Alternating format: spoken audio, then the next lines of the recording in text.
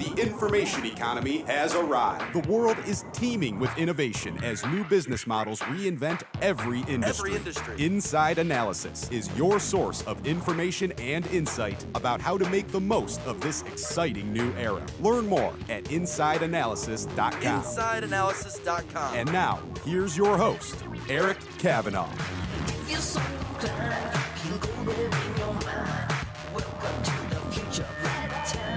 All right, folks, welcome back. Welcome back again to the only coast-to-coast radio show in the US of A that's all about the information economy. It's called Inside Analysis. Yours truly, Eric Kavanagh here with an all-star cast, folks. We'll be talking to an old buddy of mine, Shawn Rogers, from a company called TIBCO, real veteran in the space, and another veteran named Matt Tesauro, calling in from Noname Security. That's the name, Noname Security, doing some really interesting work, not just around security, but Kubernetes, information systems at scale. And folks, that's really the story today, is the scale and the complexity of information systems and how you can navigate all that stuff. How can you get value for your business? How can you make sure you're making the right decisions for your company about which direction to go, which technologies to use, and how to build out in cloud native is one of the terms you want to familiarize yourself with, and scale. And with scale comes complexity. There's no doubt about it. We were chatting in the pre-show moments ago with Matt talking about security and Kubernetes and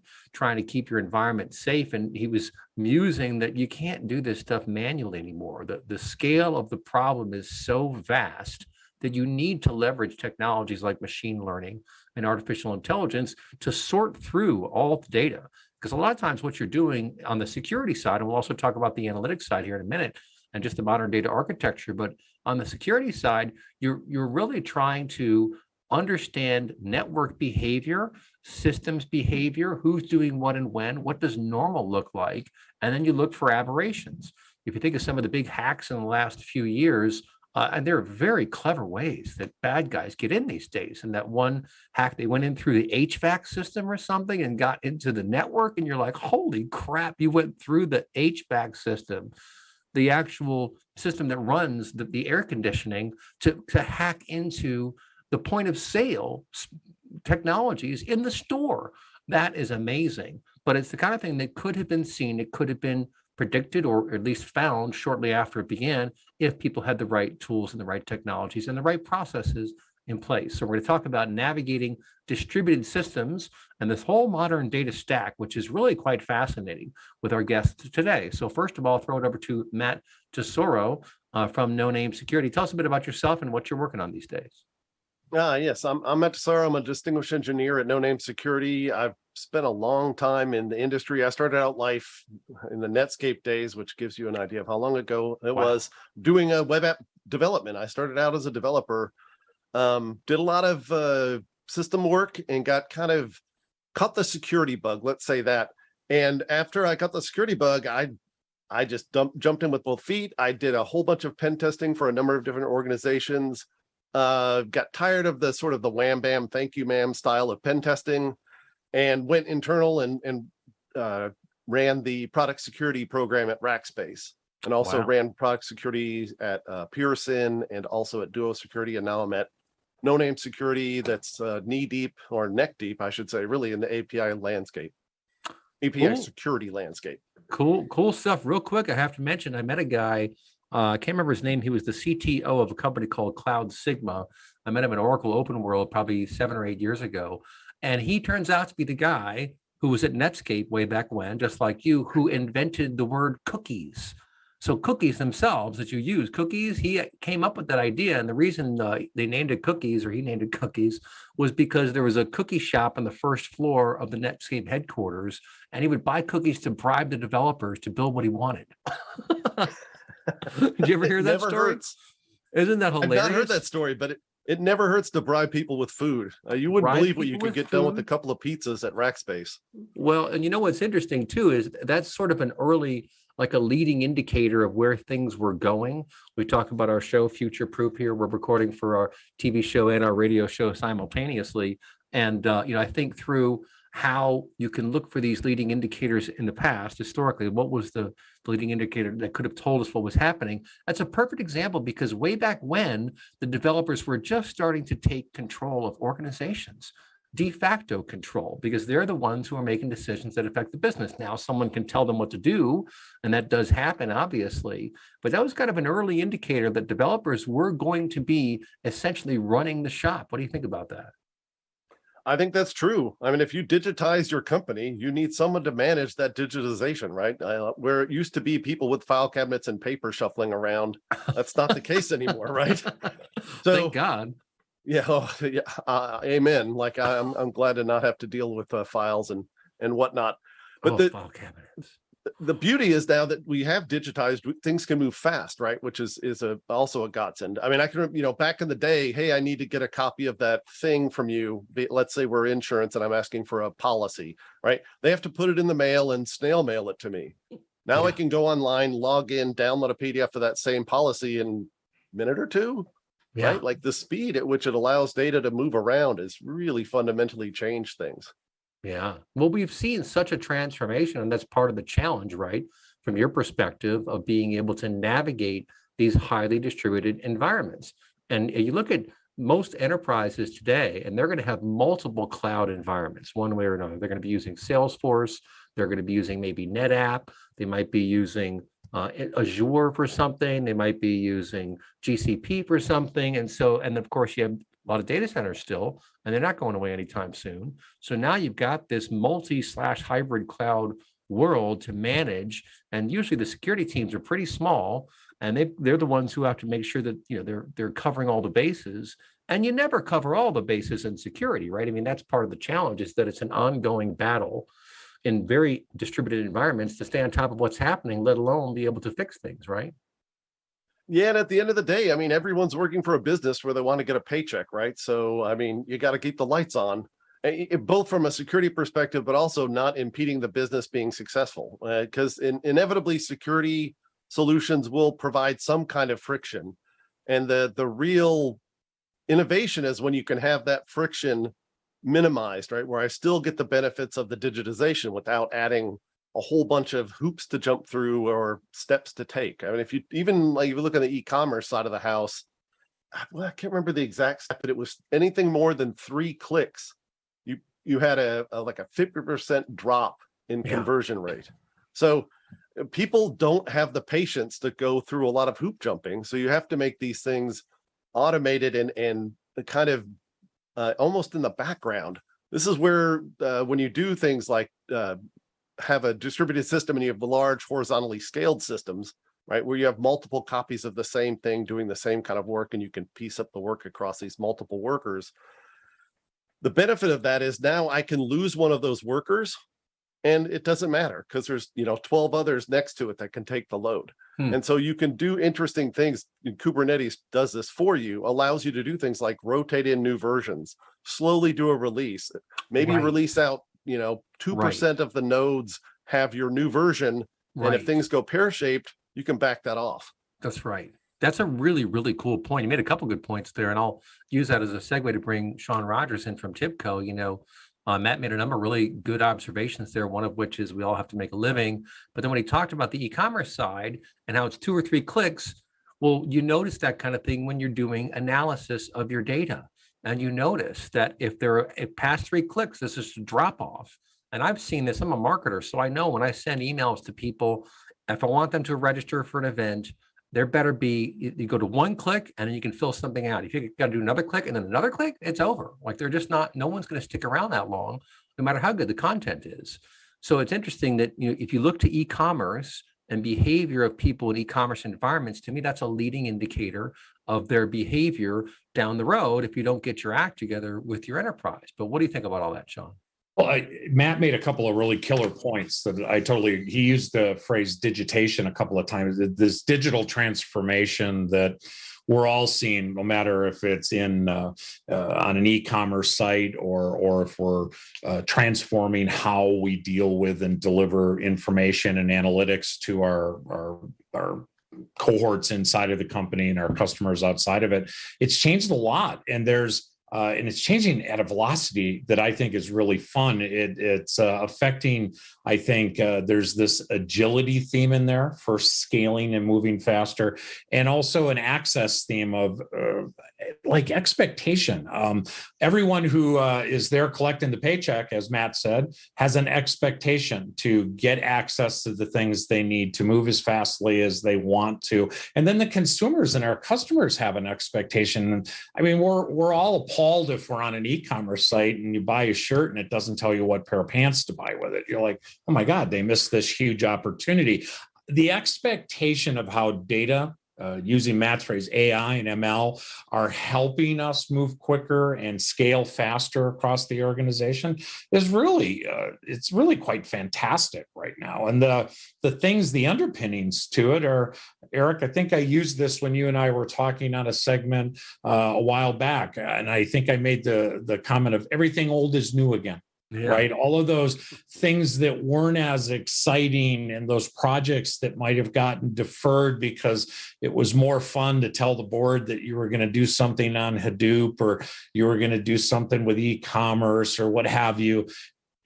I don't actually, when I speak with customers nowadays, I don't really have to bring a lot of that up anymore. The underpinnings or the foundation for most companies is kind of all around this sort of all data idea. All the data in my organization needs to be at my fingertips. That's my expectation today. You need to deliver that in the analytics fast enough for me to really pull value from it the way I expect to. So, Eric, I kind of glommed onto a couple of Matt's themes here, but it seems like agility and flexibility is playing a role. Certainly Kubernetes does that for us, right? You can fine tune your environment. And then this expectation of access either to the output or at least to the data so that I can see and do what I want to do. I don't know. Does that make sense? Yeah, no, that makes sense. And you know what I also liked about his comments were the point about durability of these systems, how you've got 100 nodes out there working on something, delivering your content, let's say your website of some kind. And in this new architecture, although it is complex, nonetheless, if you did it right, it's going to be much more durable, because if 2 nodes go down, who cares? You might lose, 1% of your speed or 2% of your speed, but it's still working really well. And the whole thing doesn't crash anymore. Remember the Twitter fail whale in the early days of Twitter, when you'd lock in like a big fail whale. You're like, okay, guys, as your unpaid PR guy, I'm going to tell you that doesn't look good. But you don't see that anymore. Google doesn't just crash and burn, right? Because it's highly distributed, right? Matt, you're going to jump on that, or would you like me to touch on it? I can jump in if you like, certainly. Yeah, go ahead, Matt. And the interesting thing about the highly distributed nature is when you break up like a workflow into a bunch of smaller activities, the worst case you see with Google is maybe the red squiggle in Google Docs takes a few seconds to squiggle because it's reacting slow. But overall, Google Docs is just fine, right? Yeah. And it is really that is one of the bigger benefits that I think people miss, is that when you break data up the workflow into those smaller pieces, you get the advantage of a failure at worst takes a small bit of the use case of that away. I remember talking to a younger coworker, and I was explaining about how at the time I was working at a company in Texas that had a lot of operations in Europe, and how when I messed up as a programmer, I got a call at 2 a.m. that said, hey, this thing isn't working, go to the office and fix it. And I had to drive into the office and fix it. And they were like, well, wait a minute, why'd you have to drive into the office? Just get on the VPN. I'm like, we didn't have a VPN. I couldn't remote into work. This was a long time ago. And so they're talking about expectations, right? You said data should be available everywhere all the time, on my mobile, on my laptop, on my whatever. And that is really a very big shift. I mean, I've been around long enough that I remember having to go to the office to do the computer things. And that's no longer the case. I can be anywhere that has an internet connection, and generally I'm fine. And you're back in that topic, Matt, of that sort of agility and access and expectation. I mean, we've said the word Netscape today and fail whale. So I'm going to pull us forward a couple of decades. Leading exercise bike company had a server failure yesterday. Yeah. I sat down on my bike to do my afternoon class. and I couldn't get onto the server. But the interesting thing about the way this distributed world, the cloud world, has given us better access is instead of doing a lot of the old things I used to do, I just went to their status page, and they had a nice report that said they were having an issue and they expected it to be cleaned up pretty soon, and it was. And the expectation has shifted. We used to, picking on Twitter, I guess, the fail whale, you just had to sit and look at it. And it never really helped you. But yeah, this is this always on, highly accessible environment, and going back to some of Matt's expertise, secure environments, right? That stay up all the time and are redundant beyond, any dreams that we probably had a handful of years ago. And data management architectures, Erica, the same thing these days. They're a lot more sophisticated than they were 15 years ago. Yeah, they sure are. And you guys actually gave me a good segue to bring in my favorite comedian, John Heffron. If you haven't seen him, you got to look him up. He's got a whole bit about cars. And he's like, yeah, you guys in the audience, you might think you have a crappy car, but it was still probably built in the 2000s. And he goes, it used to be that your car not starting was a thing. And he jokes about how he goes, I used to go to work and not know if I was late or not. Right, because he didn't have an iPhone with a clock on it. The car clock wasn't working. Because I used to drive by the bank just so I'd know what time it was and what temperature it was. That's not that long ago. It's the 1990s, folks. It's not that long ago. Yep. 1980s, 1990s. So yeah, we've come a long way, and it's very exciting. It's very fun. But you're right, Shawn, that the expectations have changed now.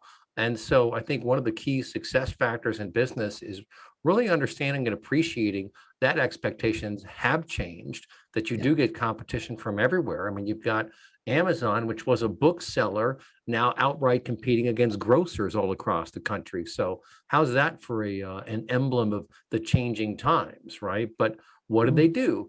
They figured out their complexity at scale. They figured out what they did really, really well, which is to be able to house things and then go get them inventory. And they're like, hey, we can go beyond that. We don't have to sell just books. I mean, remember, I'm pretty sure that was their first thing, was just selling books. And then they went on to selling other objects and other things, and then becoming a distributor, basically a co-packer for all kinds of organizations. I actually set up an Amazon page for a friend of mine 2 or 3 years ago, I guess, to sell pepper sauce. And I'm not going to say it was the easiest thing I've ever done. It's the system that you use is kind of like walking into the back of a warehouse. You're like, all right, where the hell am I? What do I do? And you have to go online, do some reading, try to figure some stuff out. But the machine itself is just freaking bulletproof. It's just incredible, the scale that they are able to handle. And of course, what do? They went and did Amazon Web Services, where now they are a cornerstone of the information management space. They bought all kinds of products. Shawn, you and I think, know a company called Parexel that got bought up and became Redshift. So it's like, if you master your own complexity, you're going to do very well in the modern world of business. But don't touch that dial, folks. We'll be right back. You're listening to Inside Analysis.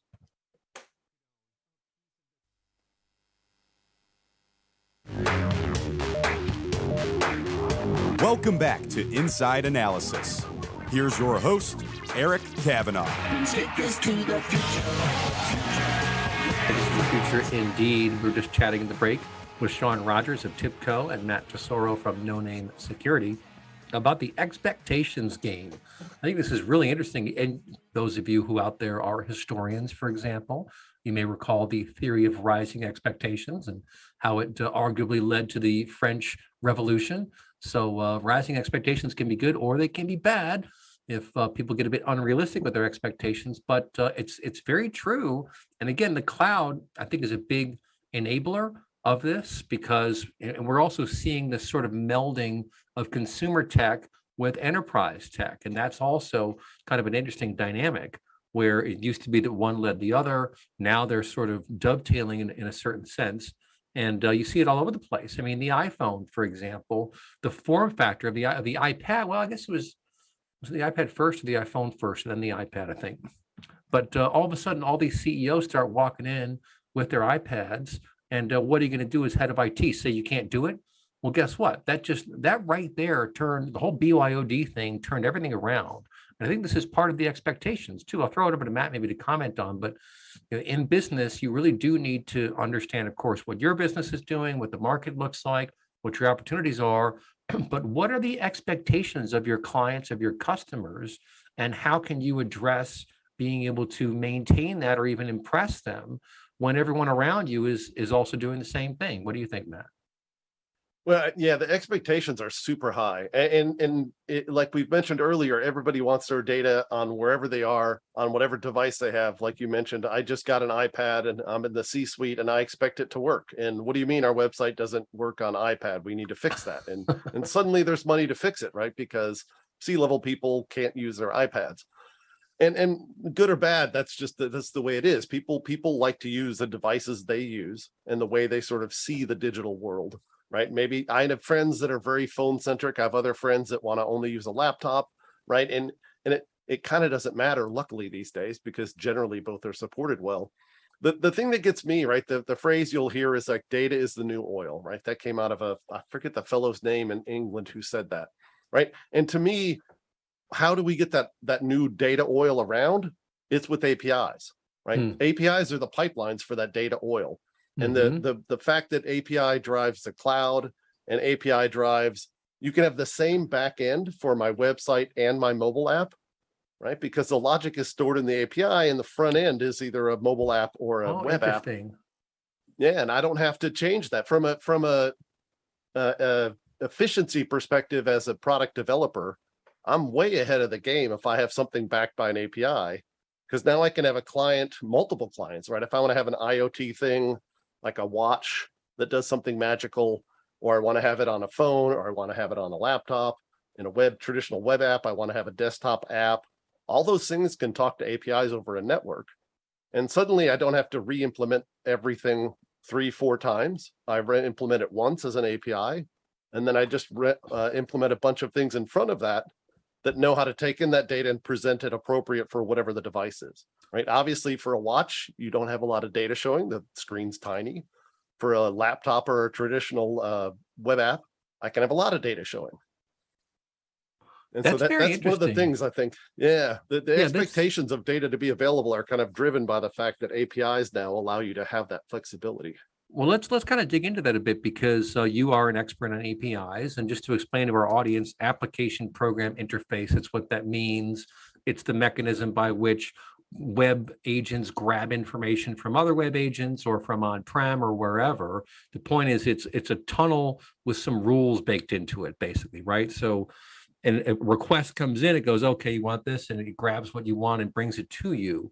And so as a construct, it's very well understood now in our modern world that the API does the integration. Basically, it manages the flow of information. And what you're suggesting now is that if you're clever about how you build your APIs and how you leverage those APIs, you can solve a lot of the complexity problems for your customers, for your business, by doing so elegantly. Is that right?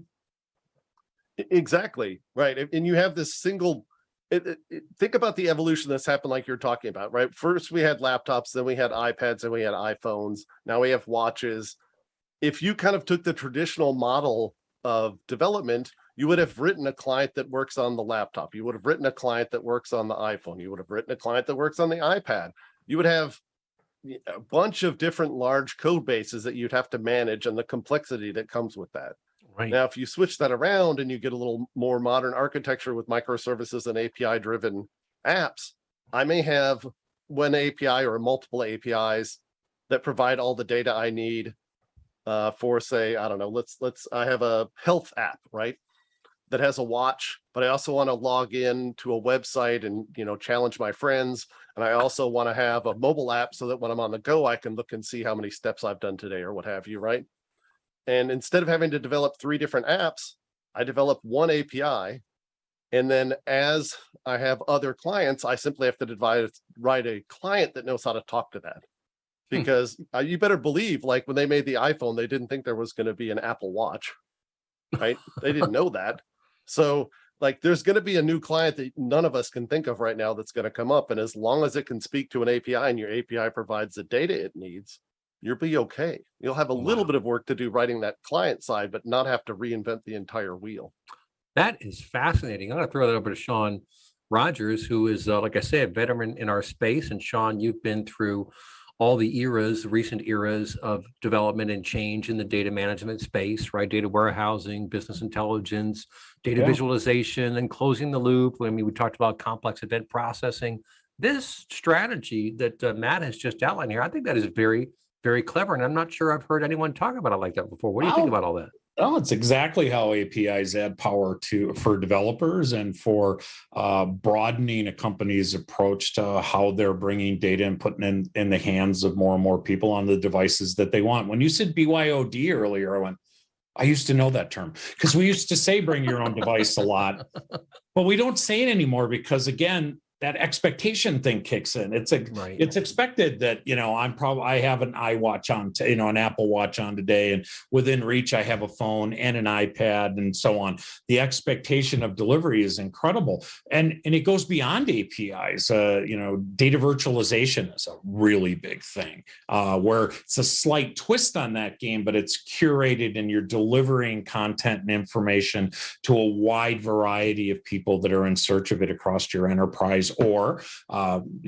fueling applications across your enterprise. So I think the greatest part about where we find ourselves today versus where we were 20 years ago, and I got into this industry, Eric, around the same time you did, right? Mid-90s. And it's just come so far so fast. So you've tackled this whole idea of it's all the data, right? It's not just certain aspects of data. I need all my corporate data at my fingertips to do things with. And then to Matt's point, some of it's got to be fueled and made available via APIs. And to what I said, data virtualization. And then we're not even really talking about the speed component of some of this, but this idea of doing real-time work with data, whether it's real-time analytics or right-time analytics or even streaming. And then and Matt will have a thought on this, but we don't need to keep all the data, right? But we need to see it as it flies by. So then what other data management decisions are you making? And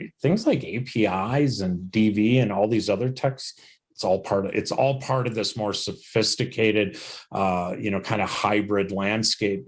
I was an analyst for a handful of years. And when I worked at an analyst firm, we produced a lot of thought content around the hybrid data ecosystem. Mm-hmm. And because it had become so different, some of it's in a relational database, some of it is not, some of it's in a data lake, some of it just streamed past me and I couldn't catch it. And you have to have all of the right solutions at your fingertips and to be able to leverage that. So I love where Matt went with the APIs because, they're a backbone to that type of innovation.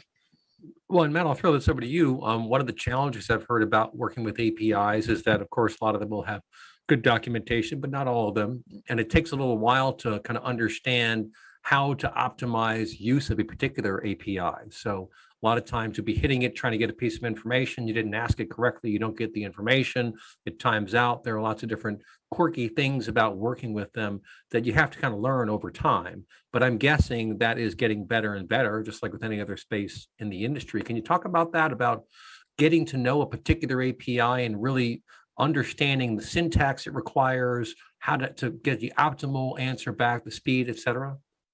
Yeah, sure. And there's been a lot of development in this area, which has been fantastic. I remember the bad old days when you wanted to talk to an API, you basically read the docs and you prayed that the docs were accurate. Right. And if they weren't accurate, you just fiddled around till you made it work. And I've had lots of those. I mean, I can remember taking a client to one of the Rackspace APIs and actually putting a proxy upstream of it so I could capture the HTTP traffic to see what the heck it was saying. Wow. Because the docs were wrong. I was sending this and they wanted that. And then, the docs just misled me. But the developments in this area are pretty cool. There's for REST APIs, there's a spec called Swagger or Open API, depending on which flavor you want to talk about, that is a way to document the API. And it's nice because a lot of the frameworks will generate those for you. So one of the problems that used to happen with the traditional way to document an API was the developers were asked to do this, but also code, and nobody likes documentation. And so it's either a junior person or a technical writer got stuck writing the docs who didn't actually have their hands deep in the code. And so there's easily chances for miscommunication to happen or misunderstandings to happen. So now that we have these Swagger and open API specs, I have something that I can programmatically read in. There's a bunch of different tools that know if I give it a Swagger spec, it can show me all the methods I can call, what data is expected, how I'm going to get it back. There's a ton of things that happen in that, much like the SOAP world with the WSDLs, same kind of idea. And then one of the more interesting changes is a new type of API called GraphQL, which is sort of like asking SQL statements to a bunch of data. And the advantage from a product development perspective is when I make an API, I have to, like a traditional REST API, I have to guess at the data and the format that people are going to want. And it's kind of fixed, right? You ask me for the step count and I give you the step count in a particular way. With GraphQL, you can actually make requests to say, I only want the step counts for every odd day of the month, right? And I don't have to program that as a give me the odd step counts, right? GraphQL has the ability to filter that data and return it much or very similar to a SQL interaction with the database. And the big freedom there is there's this interesting disconnect that can happen between the clients and the APIs, where I have an API that presents data in one fashion and suddenly I need it in a different fashion. Well, now I either have to change the way that API responds, which might break existing clients, or make yet another API to talk the new way.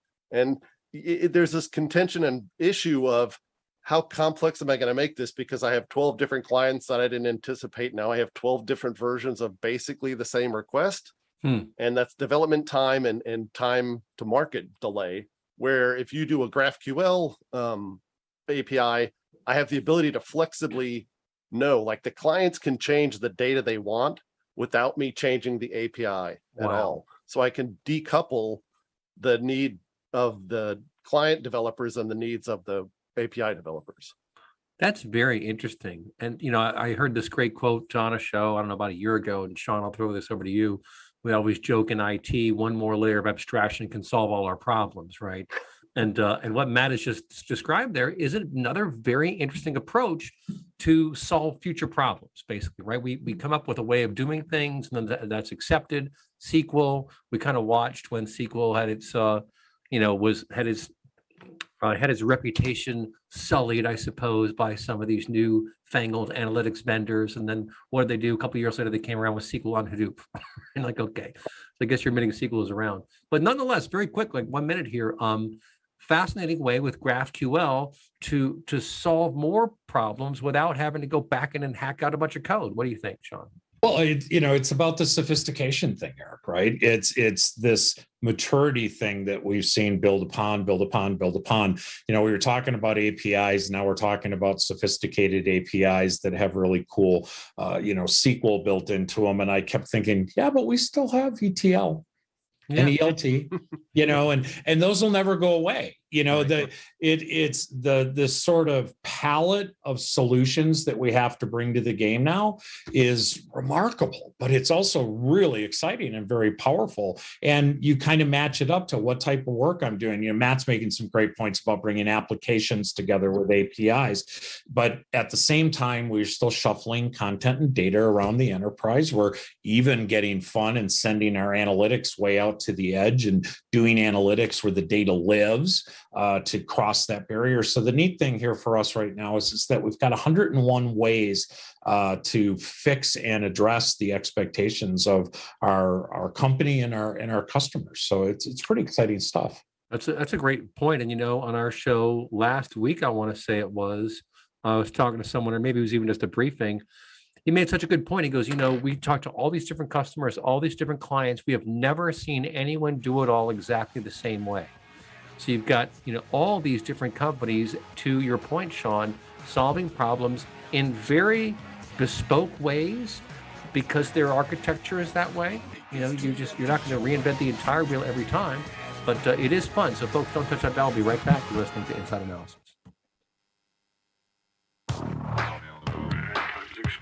Welcome back to Inside Analysis. Here's your host, Eric Kavanagh. All right, folks, back here for the closing segment of our show, how to navigate distributed systems. Yes, complexity at scale. We were just talking on the break about how fast things change around here. I mean, wow. Matt was joking that every time you open the toolbox, there's a new tool in it. And I just joked that sometimes you open the toolbox, there's a whole new layer of tools in there. And the one that's really got me excited these days is observability. All of a sudden, you have all these observability vendors. There must be 20 of them out there who are doing interesting things in allowing you to see what's happening, get observability into your file system, observability into your network, observability into your data pipelines. And these are all, what are you looking for? Usually leading indicators, right? Or sometimes it's a lagging indicator, but something has gone wrong somewhere and has thrown off your feed, your data, whatever you're trying to look at. And what does it boil down to? Troubleshooting. Right, in the security world, in the traditional IT sort of sysadmin view of the world, you do a lot of troubleshooting, and troubleshooting tends to be very bespoke. And unless you have a bunch of really good tools at your disposal, it can be a very frustrating process. I mean, I remember interviewing on DM radio like 14 years ago, this guy named Zohar Gilad. I'll never forget his name. He was the CTO for a company called Precise that got bought by Idera a couple of years ago. And he was joking that at telco, when you get right down to brass tacks, he goes, it's all black magic, man. We know it's all black magic at that level. And so even guys who really understand are like, all right, look, I don't go that deep, man. But Matt, I'll throw it over to you quickly. And then Shawn, get your thoughts on this. To me, this observability surge is really fascinating and it is really playing a significant role in fleshing out analytic capabilities and fleshing out transformative abilities and really allowing us to do new things in interesting ways. But Matt, what do you think?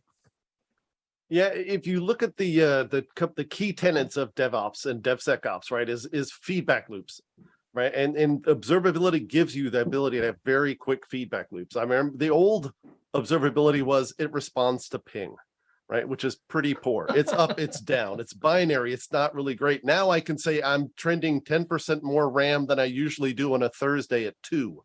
Right. It's a very different world.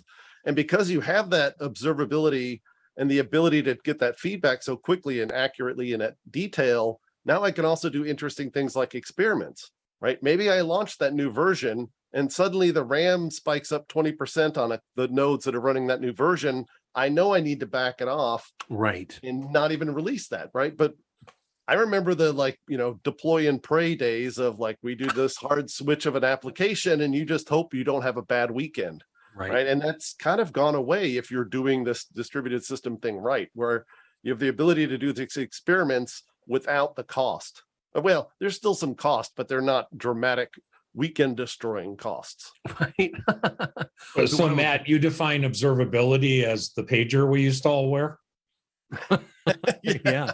Basically, Saturday at 3:00. Oh, darn. Now, I feel the pain. It's true, but Shawn, I'll throw this one over to you. To me, this just explosion of observability functionality is fantastic for the business. It's fantastic for analysis, because again, a lot of times we were doing analysis and we did the best that we could. But if you don't have enough information, you can't get very far or go very deep. But once you do have all the information, once you can actually run enough of these algorithms to do the analysis, say, hey, look, this was the problem. Was this version 2.3 that we just put out there because we could do only on 2 nodes and watch it happen? That's a game-changing transformation for organizations, right, Shawn? Yeah, I'll give you an example on the other side of the coin that's nearly as technical. Model ops is really interesting right now. You have all these data scientists that need to understand and scale, and they don't have the ability to clearly observe at scale. And if you're kind of leveraging a model ops environment where you have a feedback loop and you can test whether or not your algorithms are still within the expected range, that's really important. And if you use them as central deployment centers, you get that observability that you're looking for. And one of the things that we didn't have time to chat about today, but all of this is driven by data.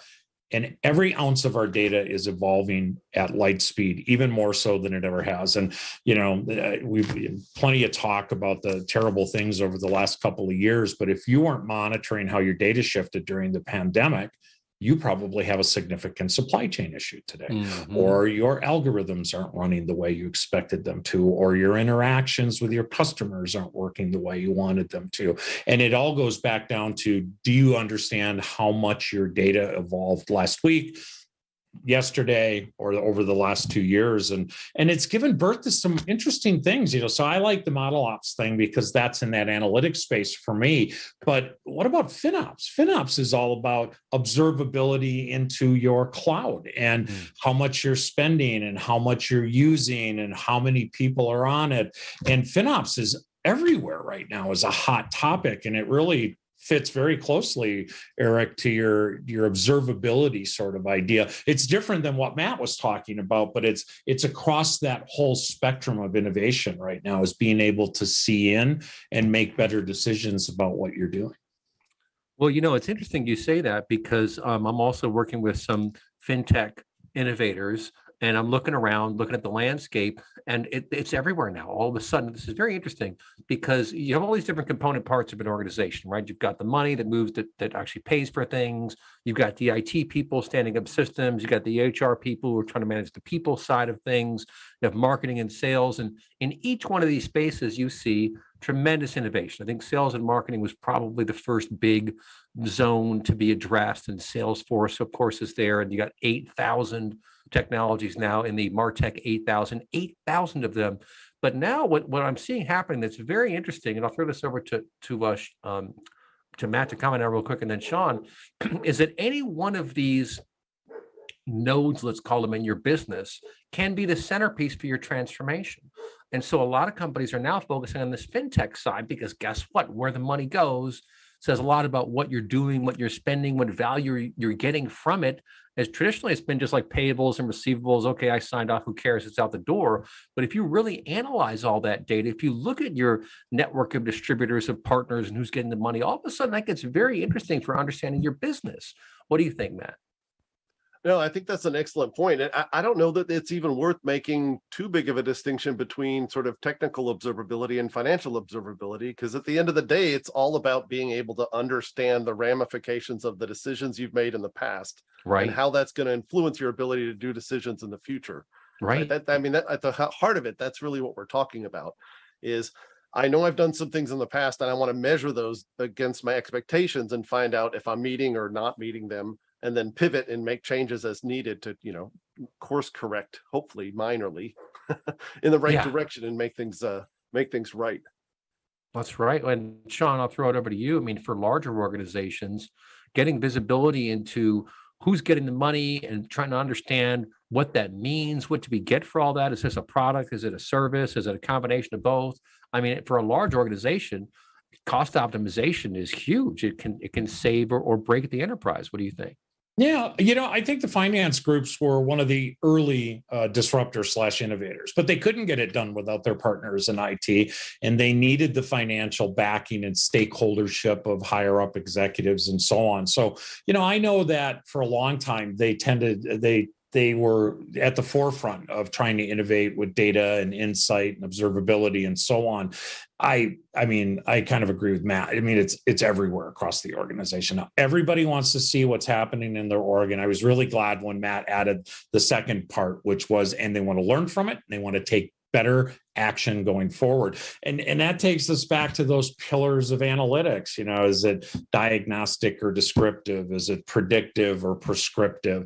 Is it streaming? Are all of those things available to me so that I can understand, what happened, why it happened, and what I need to do differently? And I think every operational group inside of any organization is looking for the vision into that and the decisions that they can take and make based on it.